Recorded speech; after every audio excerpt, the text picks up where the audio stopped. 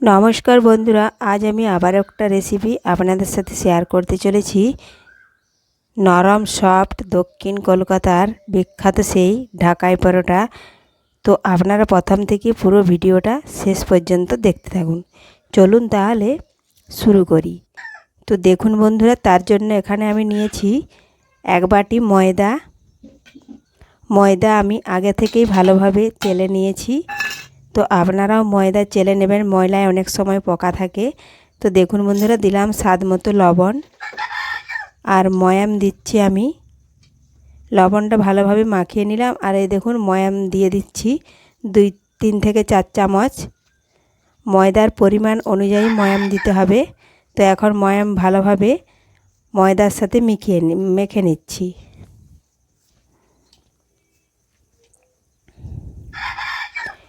কোনো বন্ধু নতুন হয়ে থাকলে চ্যানেলটি সাবস্ক্রাইব করে বেল আইকন অলে সেট করে দিন সবার প্রথমে আমার রেসিপি পেতে। এখন নর্মাল জল দিয়ে একটু জল দিয়ে একটা ডো বানিয়ে নেব।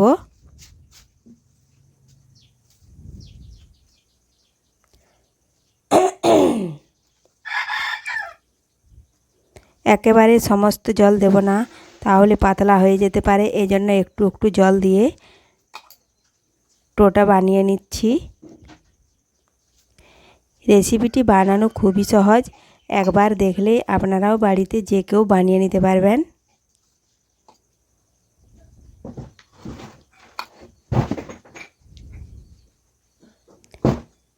এই রেসিপিটা আপনারা সকালে জলখাবারে কিংবা ডিনারে যে কোনো সময় এটা বানিয়ে খেতে পারবেন। দেখুন ডোটা আমার আর জল দেব না, জল দেওয়া হয়ে গেছে। এখন একটু ভালোভাবে মাখিয়ে নেব। হাতের সাহায্যে এভাবে চাপ দিয়ে ঠেসে নিচ্ছি। তো দেখুন বন্ধুরা, মাখানো হয়ে গেছে। আমি এখন এটা 5 মিনিটের জন্য ঢাকা দিয়ে রেখে দেব।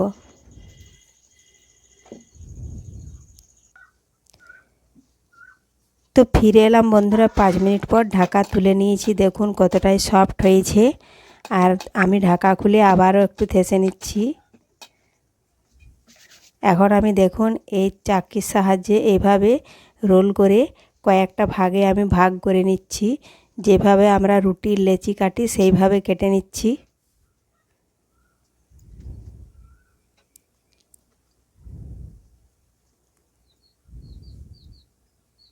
এখন ওখান থেকে এক ভাগ নিয়ে দেখুন হাতের সাহায্যে গোল করে সমস্ত লেচিগুলোই হাতের সাহায্যে এভাবে গোল করে নিচ্ছি।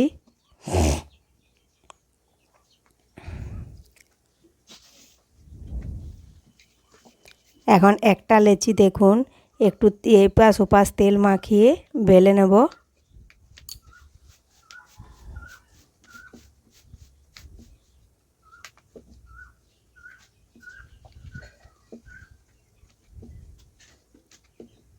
এভাবে গোল করে বেলে নিতে হবে।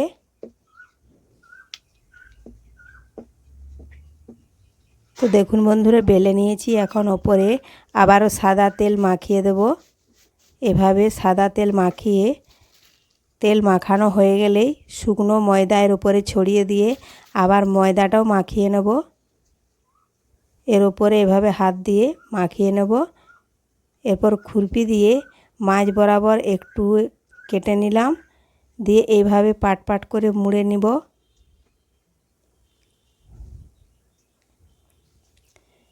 এখন দেখুন হাতের আঙ্গুলে মাঝ টাইপের চাপ দিয়ে পুরো 5টা আঙ্গুল চাপ দিয়ে ওপরে একটু তেল মাখিয়ে আবার বেলে নিচ্ছি।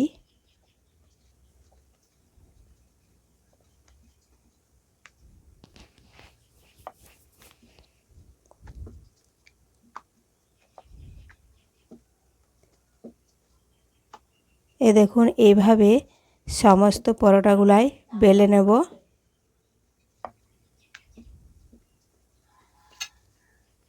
দেখুন বেলা হয়ে গেছে, এভাবে বেলে নিয়েছি সমস্ত পরোটা। আর এখানে কড়ায় তেল বসিয়েছিলাম, তেল গরম হয়ে গেছে, তেলের মধ্যে ছেড়ে দিলাম।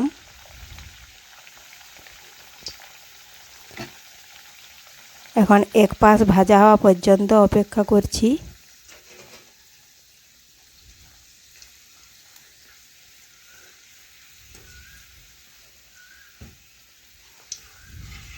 এক পাশ ভাজা হয়ে গেছে, আর এক পাশ আমি উল্টে নিলাম।